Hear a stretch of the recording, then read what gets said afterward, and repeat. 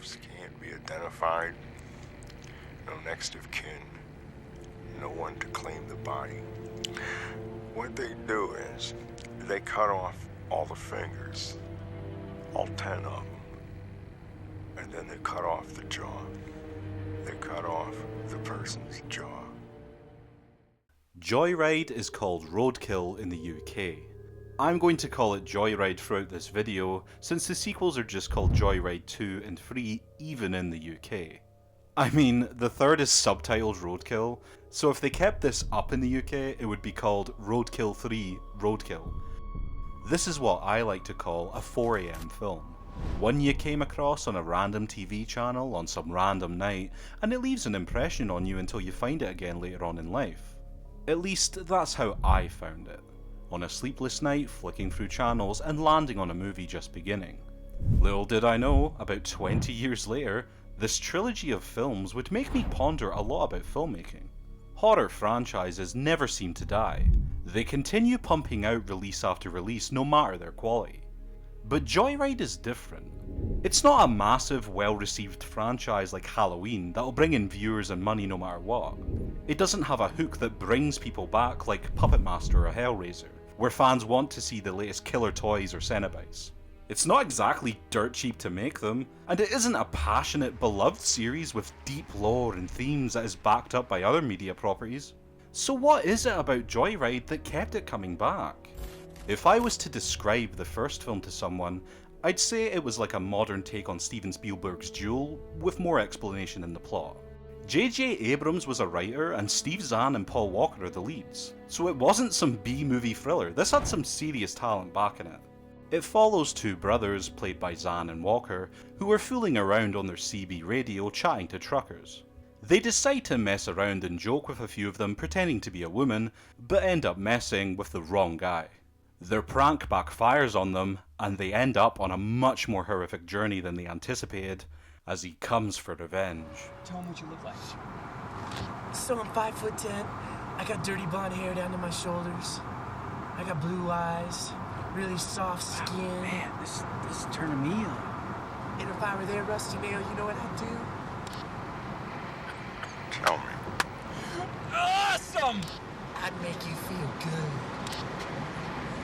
You would. The film has a good, light-hearted tone initially.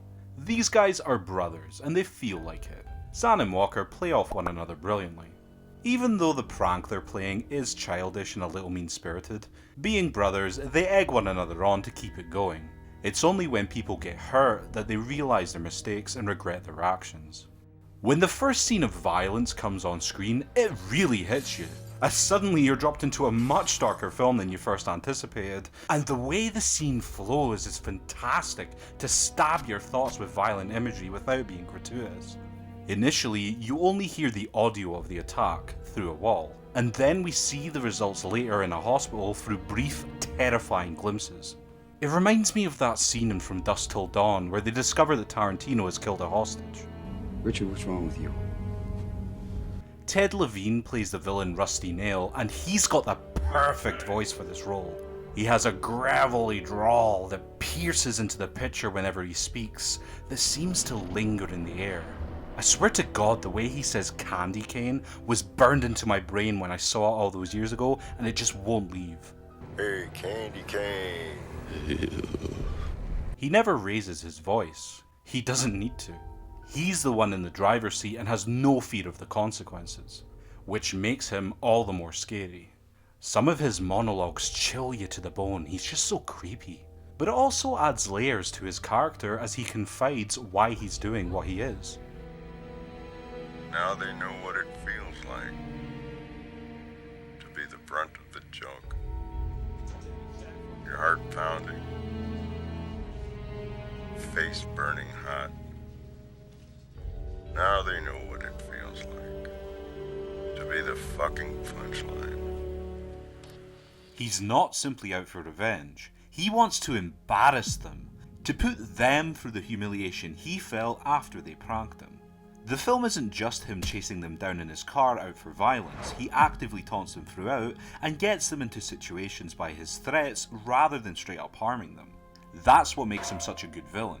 He's never seen, but his presence and actions behind the wheel make sure we're intimidated by him. You have to paint a picture in your head of what this guy physically looks like, and your imagination will always conjure up something more hair-raising. There's also a woman that joins the brothers, and she's oddly horny. Like, she's into both brothers and doesn't shy away from that fact. Which is even stranger, as for a movie attempting to go for two romantic subplots at the same time, she doesn't end up with either of them. So she just ends up seeming overly flirty. I'm a sexual human being, Harry. I want an orgasm! Turns out, they filmed her getting together with each brother, but then cut out both of these scenes, leaving them getting blueballed. On the DVD, there's so many alternative or deleted scenes. It's kinda crazy, you could make an entire new film from them. I mean, there's a 29-minute alternative ending to watch, and that's one of 4 alternate endings the movie had. That's wild. It's like they couldn't make up their mind on how they wanted the film to go, so just went, fuck it, film everything. The movie is pretty funny too, though knows to keep the looming threat of Rusty Nail in the background at all times. The atmosphere grows more and more intense as he becomes angrier and bitter towards these two disrespectful punks. Even after he gets even, he can't let it go, and you slowly learn that no matter what, he's an unstoppable force with one goal in mind he's going to achieve. I found the constant building of stakes and tension to a dark and bombastic finale really impressive. Very nice. And the film's slick soundtrack and deep cinematography really helped slowly envelope the proceedings in this grim tone.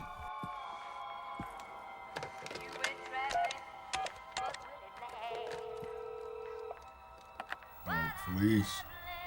Yeah. I'd like to report some dead bodies. Your name, sir? Joy Ride is a fun time. It's got great pacing, an awesome villain, and comes at you with a double attack of a frenzied chase for revenge, as well as psychological torment via horrifying scenarios. It's worth your time. Apparently, other people thought the same as me, since Joy Ride became one of the weirdest release trilogies ever. There was 7 years between the release of 1 and 2, and 6 years between 2 and 3. To put that into perspective, I was in primary school for the first release, high school for the second, and university for the third. It's strange to me since the first release wasn't exactly a hit. I mean, it didn't even make back its budget, and the premise doesn't scream originality, there's been plenty like it.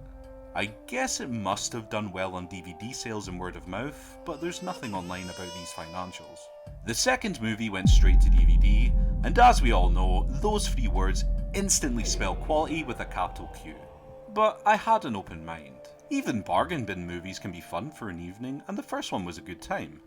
Thank you for not going to the police. Oh, I'd never do that. I expect the same. I don't understand. Why would I go to the police?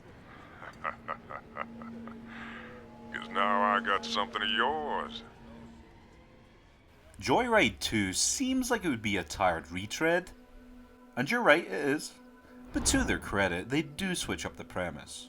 This time it follows 2 sisters instead of brothers and their other halves travelling across the desert. Their car breaks down, so they steal one that just happens to be in a rundown house nearby, leaving a note for the owner to find them and retrieve the car.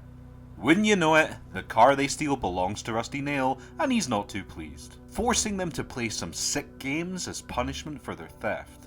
Oh shit, here we go again. Right off the bat, the acting is all over the shop. Sometimes it's passable, other times it's stilted, but mostly it's atrocious. Wow, talk about value. Death! And I miss my little sister. I miss you too, sis. What the?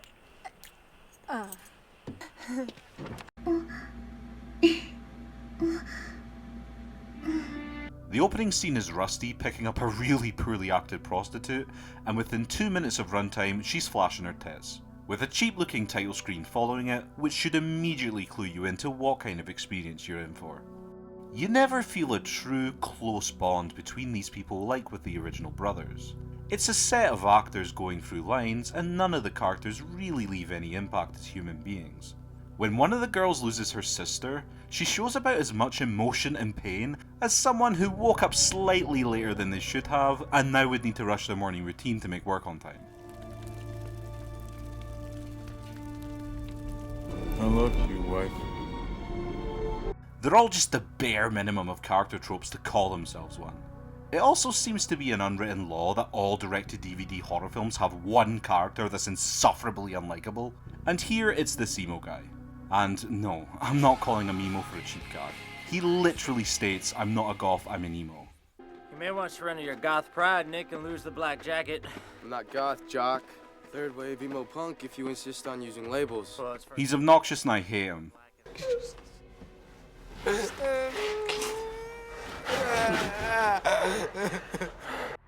Hello, is anybody there? Goldilocks. Yes, I'm here. Who are you? You can call me Rusty Nail.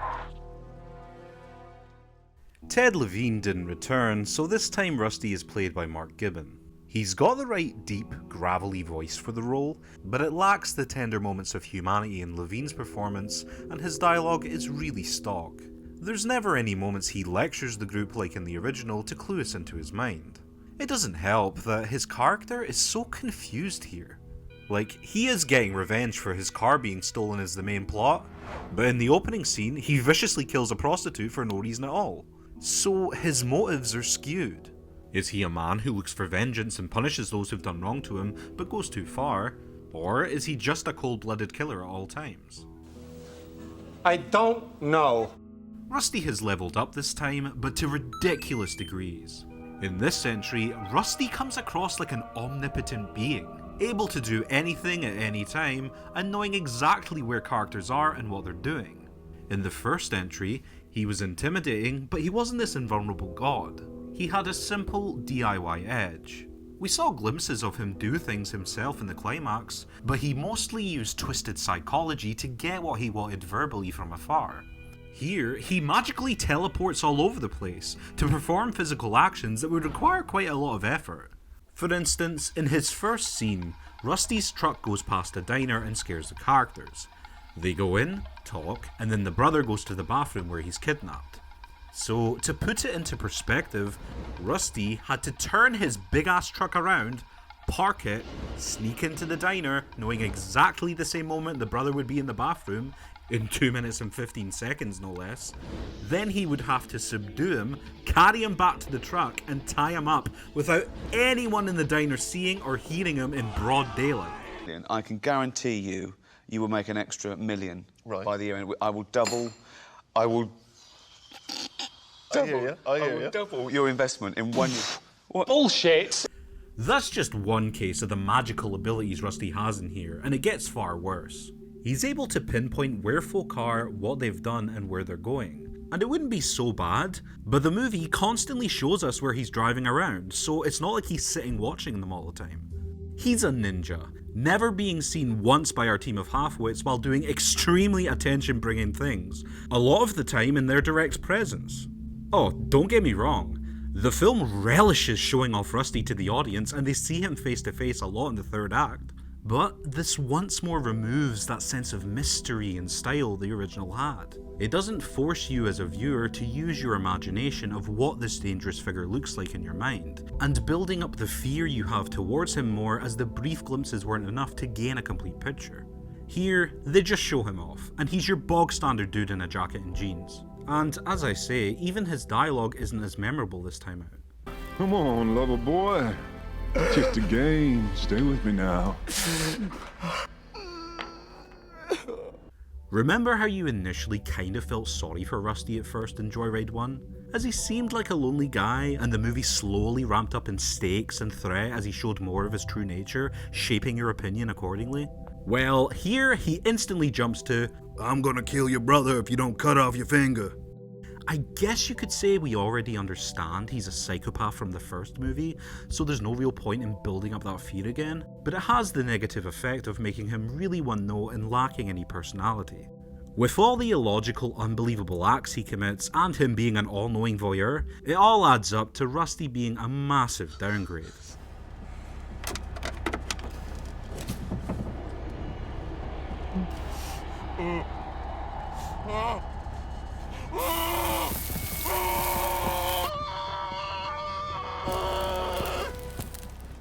Another thing the movie misinterprets from the original for the worse is the use of violence.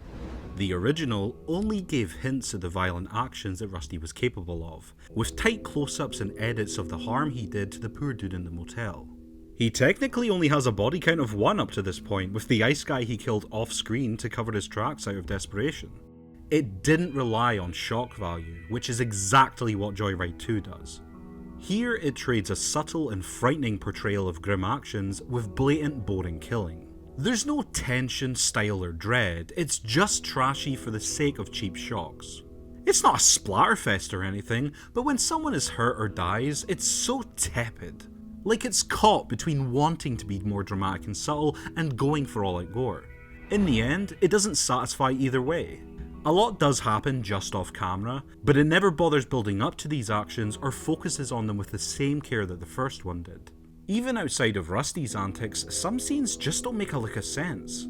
There's a scene where Melissa goes up to a truck she believes is Rusty Nails, and when she sees the dude in the driver's seat, she screams, realising it isn't him. But how would she know this guy wasn't Rusty? The whole point of the story is that they don't know who or where he is. It at least gives us this Oscar-worthy screeching match. Bobby! Bobby! Why are you doing that? God damn it! Didn't warn me you was no psycho she-bitch!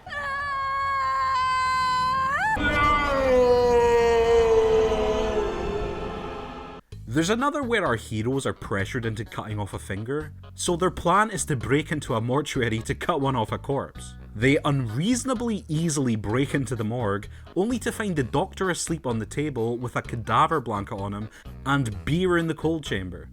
I have no words to how silly this is and how much it leaks the tension out of a scene that was meant to be chilling.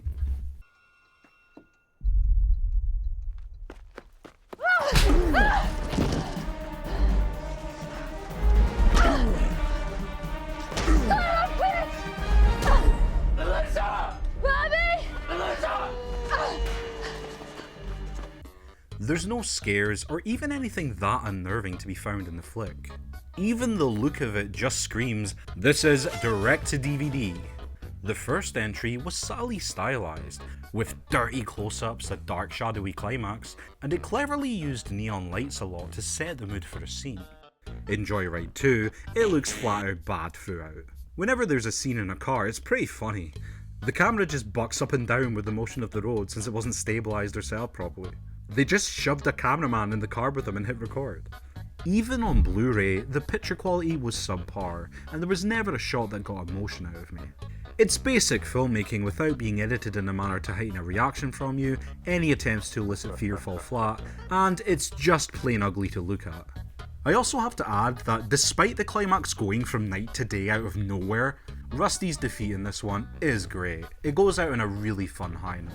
On a side note, I didn't expect anything special from the music, but the more I've watched it, especially while editing, the more annoying it got. It sounds like a budget TV series soundtrack, and it's painfully bad. It's real distracting and ill-fitting. The best thing Joy Ride 2 ever gave the world was an interview Mark Gibbon gave when promoting the film where he stays completely in character as Rusty Nail the whole time. Do you ever find yourself having any sympathy for some of your victims? What's sympathy? Will you tell me?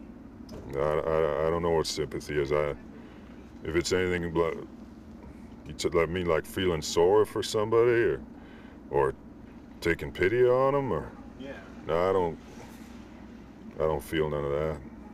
It's pretty sweet. So, Rusty, do you have a comment on Sean Mascardini at all? Like, do you have any comment at all about him? He's a pretty boy. I don't like pretty boys. Pretty boys rub me the wrong way. It makes me wish there was more promotional interviews like this where the actors do them as the characters they're portraying. Imagine Pinhead or Freddy Krueger in this setup. Do it with Michael Myers or Jason Voorhees and just have them sit in silence.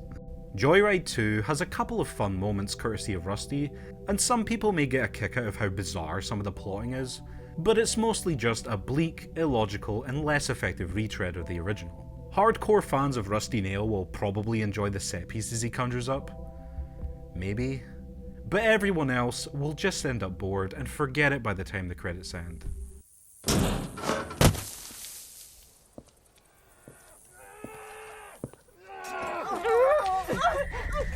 Hey, mister! Hey, please! We're sorry. Okay, just let us go. We won't tell anyone. I swear to you. Maybe. But then again, you two haven't exactly shown me a track record of honesty, now have you? The second film only got to number 9 in the DVD charts, so again, 3 getting whipped out is so strange to me. Like, was there just a big underground fan club that really wanted this series to continue? It made $4.5 million in DVD sales, so again, didn't even make back its budget. But there was at least one person out there who saw the potential in a third Joyride movie, and so Roadkill Free Roadkill was coughed into stores. We'll ignore how on earth Rusty survived this, because as we've established, Rusty Nail is a god walking amongst mortals. To give the movie credit, it once more changes up the premise, following a group of race car drivers heading to a competition who happen to stumble across our old pal Rusty. I was actually a little taken aback by how old school this one is. It has the classic tropes of people naively going into unknown but dangerous territory, the crazy eccentric older man warning them of the danger they're walking into, and of course, it's your standard slasher flick. Now I hear you ask, what did they do to piss Rusty off this time? You'll never guess. No, seriously, go ahead, guess. Okay. They overtake him on an empty road. I'm dead serious. That's all it takes for Rusty to decide they're mincemeat. There's no cars on the road aside from them and Rusty. He's in a truck and they're in sports cars. And so they overtake him. So you have chosen death. I guess they make him swivel a little, but all it achieves is Mr. Nail coming across like a massive drama queen. I'll be back for your order. Colorful. Wow. Oh my god. She's a spitting image of Large Marge. Who? Really? Anyone? Large Marge? The movie is another standalone feature, and this time breaks Joy Ride 2's record for the shortest amount of runtime that passes before there's a woman's nipples on screen. And blow me away, this is actually a half-decent opening. The acting is a huge improvement, and visually, this is at least a step up from the previous sequel. The image quality is nicer, the camera moves a lot more, the colours are much darker with a focus on shadowy gloom throughout. There was actually a lot of neat shots, mostly of the cars at night that look pretty. Nothing stunning, but at least it's pleasant to look at. It still can't shake the cheapness though. It holds on to shots it didn't need to, some of the framing is really off, and again, it fails to capitalise on any form of suspense it could have mustered. Just for example, this wee shot here of a trailer going off-road. We watch it veer off, and then there's this shot for a split second showing the grass stream through the gas cans on it. Now, it's a minuscule part of the film, but that's an inventive shot and it implies how fast they're going. Then there's bits like this that show Rusty kind of off-center, and the other two aren't really in it either, that holds on for like 15 seconds. It's a totally fine looking movie, but if you're like me, you'll see how one more trim in the edit could have made it a little tighter in how it flows and more effective in its delivery. It also adds a new element into the mix following the police investigating Rusty's crimes. But it's super boring, unessential to the narrative at best, and the cops come across as incredibly bad at their jobs. They see the strewn bodies of the victims that were run over by Rusty's truck in the middle of the road with blood marks that scream they were hit by a vehicle. And they propose maybe coyotes did it. What do you want me to write it up as? Write it up as a possible animal attack. Possible animal attack. Possible animal attack. Possible animal attack. The police are idiots, but they're only a few spots below the main characters who all gel together into a mesh of completely drab genericism. When they're not being uninteresting and unfunny, every character is downright annoying.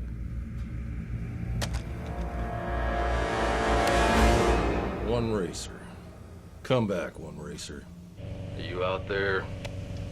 Who is it? I don't know. Who is this? Is this one racer in the fancy race car? Yes, it is. Well, this is Rusty Nail. Stuntman Ken Kersinger plays Rusty Nail this time, who you may know from his time as slasher Jason Voorhees in Freddy vs. Jason, and Pat in Wrong Turn 2.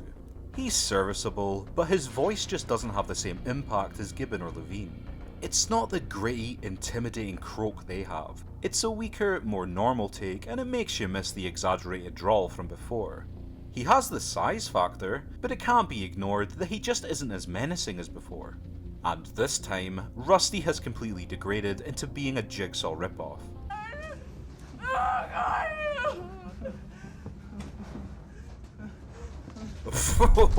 What on earth? I want to play a game.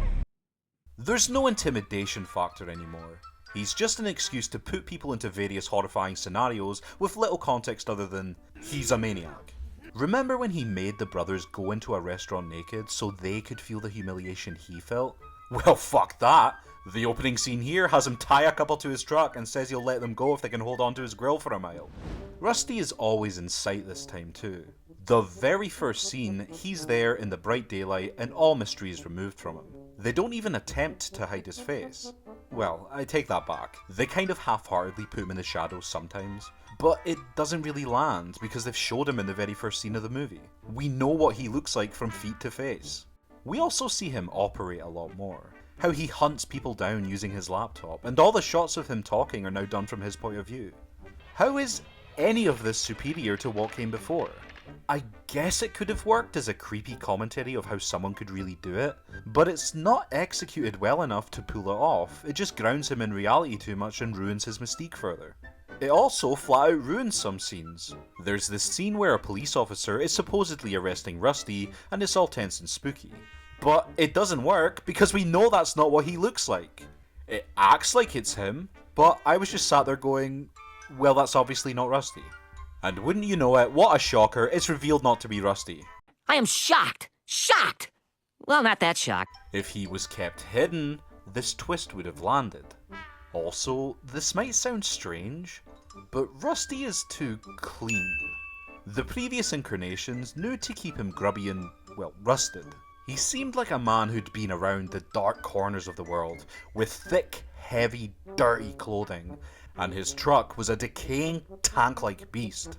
Here, he's got a shiny new truck. He's covered in clean, modern shirts and jeans, completely spotless rag out the back pocket, and expensive snakeskin boots. It doesn't scream dark psycho to me. It screams guy in a bar at a hoedown refusing a square dance. He also raises his voice a lot. Rusty Nail should not have to raise his voice. No! What is it they say? Idle hands are the devil's workshop. No!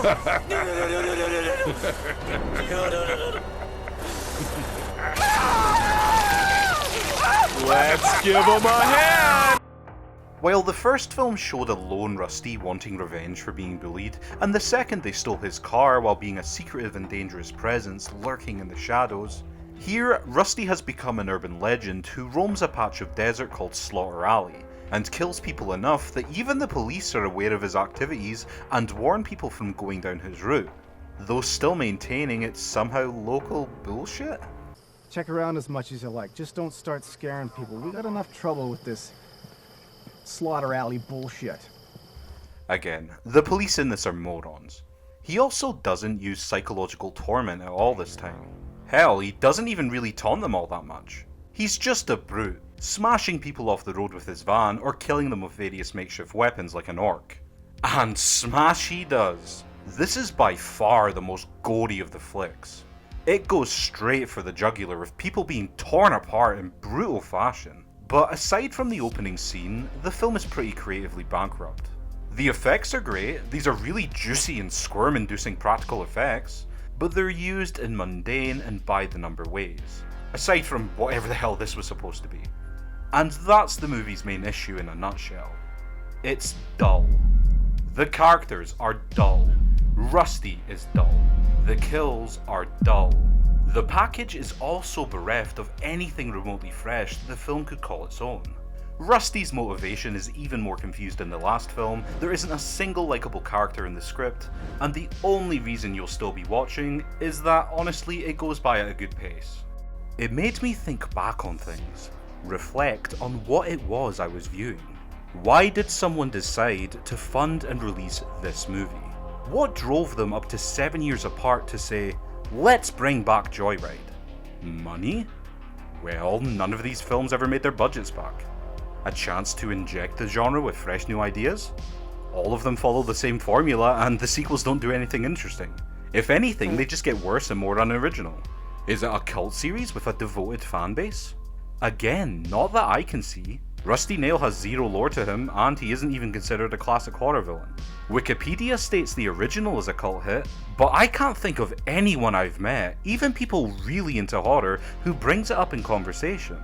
It's bizarre that across 13 years they went out of their way to make these sequels, pump millions into making them, and yet they do nothing, absolutely nothing to expand the franchise or make them stand on their own as decent viewing. It's a different filmmaking crew every time, a different Rusty every time, a different story every time, and yet only the original could make it work as well as it does. The climax is at least a little fun, and Rusty's death is again entertainingly OTT, but by the time the credits roll, you'll not care. Hi there. This is Candy, and I'm looking for some company. Any lonely truckers out there? Oh, this is Rusty Nail. I knew Candy came once. He said it! He said it! Joy Ride 3 is the worst one in the franchise. It's technically superior to the second one, but in terms of sitting down and watching them, the second at least makes you jolt with anger at its stupidity. With the third, it's a basic setup with so-so characters that's an excuse to show a guy killing folk for 90 minutes with zero apprehension or intriguing elements. If you want some good gore effects, it has that covered, but they aren't backed up by anything that would make them have any effect beyond baseline shocks. Rusty Nail has been stripped of all elements that made him a top-notch villain, and instead is demoted to being any old horror movie monster that murders people, and occasionally devising murderous torture porn-esque scenarios. The word that comes to mind is derivative. We've seen everything it has to offer a million times elsewhere and done much better. I don't recommend it to anyone other than gorehounds and the die-hard loyal of the franchise, whoever those two people might be. Joy Ride 3 barely made back half its budget, not only a sign of the times as physical media was starting to wind down and streaming began to take over, but also because most people would have been able to see it was just bargain bin garbage, only for the B-movie loyal to snap up. With that sad taking, it's probably safe to say the franchise is now dead and buried, but who's to say? Maybe Joy Ride 4 will be announced tomorrow. For whatever reason, it doesn't seem that time past matters to horror franchises. At any moment, one can sneak back onto the scene with a smaller budget and diminishing returns. It happened with Wrong Turn, Child's Play, Leprechaun, Children of the Corn. The beaten horse corpse of the Amityville franchise is cursed to appear multiple times a year, still to this day. A Joy Ride reboot might be closer than we think.